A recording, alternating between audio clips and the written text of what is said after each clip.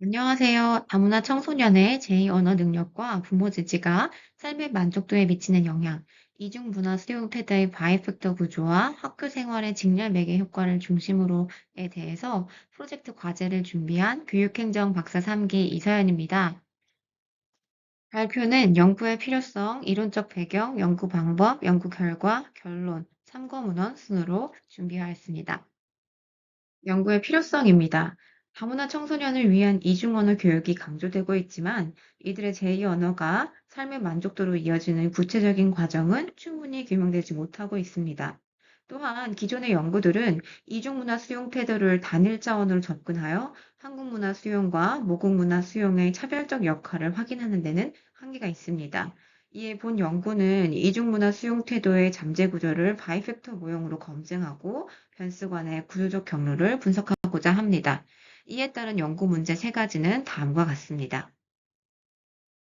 이론적 배경입니다. 제 연구는 두 가지 이론을 주로 기반하고 있습니다. 첫 번째 이론은 베리의 문화 적응 이론입니다.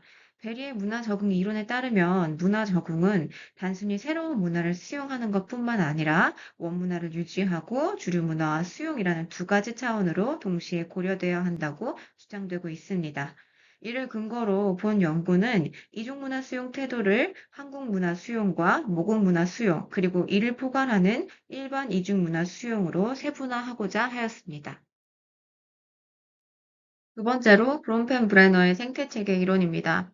브롬펜브레너는 인간의 발달이 개인의 특성만으로 결정되는 것이 아니라 개인을 둘러싼 다양한 환경 체계와 상호작용 속에서 이루어진다고 주장하였습니다.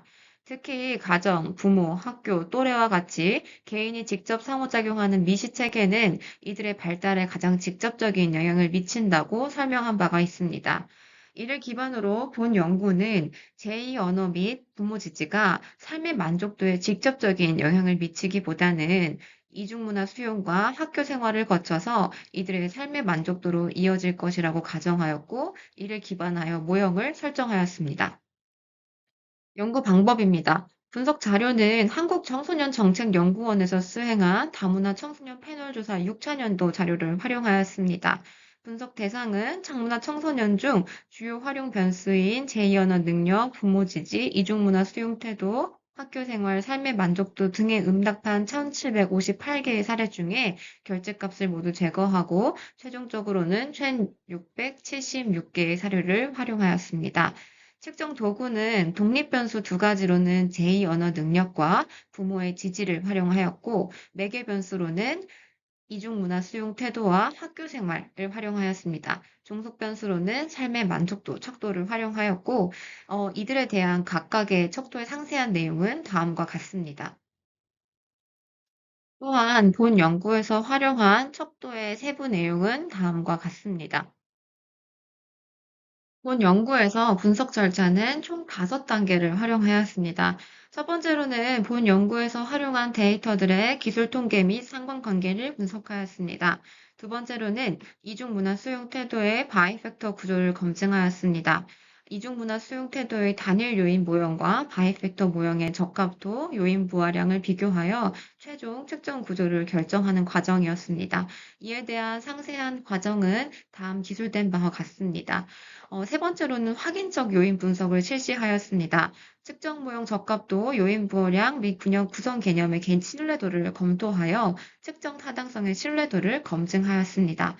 네 번째로는 구조방정식 모형입니다.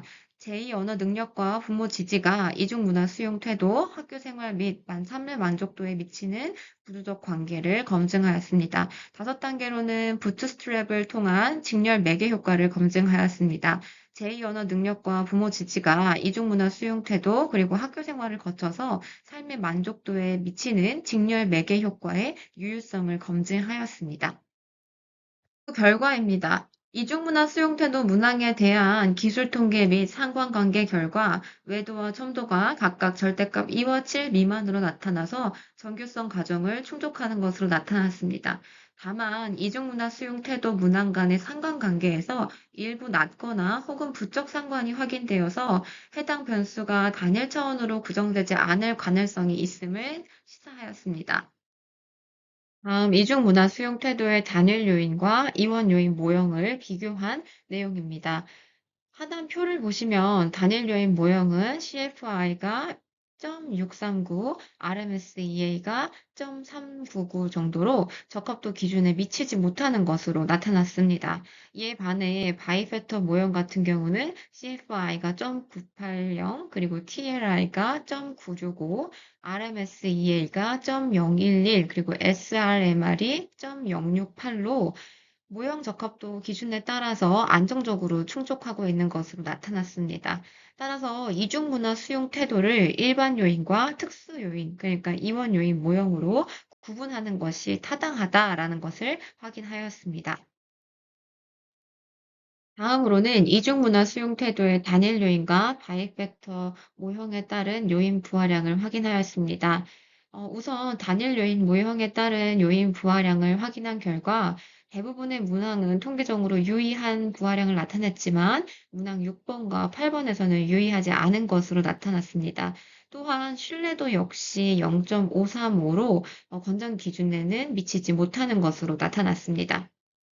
반면 바이팩터 모형에서는 해당 문항들이 일반 요인에서는 유의하게 적재되지 않았지만 신뢰도가 0.737로 더 높게 증진한 것으로 나타났습니다. 또한 한국 문화 수용과 부모국가 문화 수용 이 두 가지 요인으로 문항을 구분했을 경우 앞서서 통계적으로 유의하지 않았던 문항 6번과 8번이 굉장히 높은 요인 부하량으로 적재되는 것으로 나타났습니다.